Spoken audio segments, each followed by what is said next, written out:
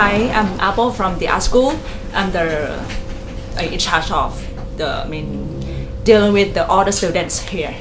So far, staying with us for 2 months, all the students are very nice and very have the good performance as the students, because we have a lot of students with a wide range of the age, and I think they have very good responsibility to fly from Malaysia to Bangkok, and they know their task, and they have a good result from study on the day one until the end of the day, which is today.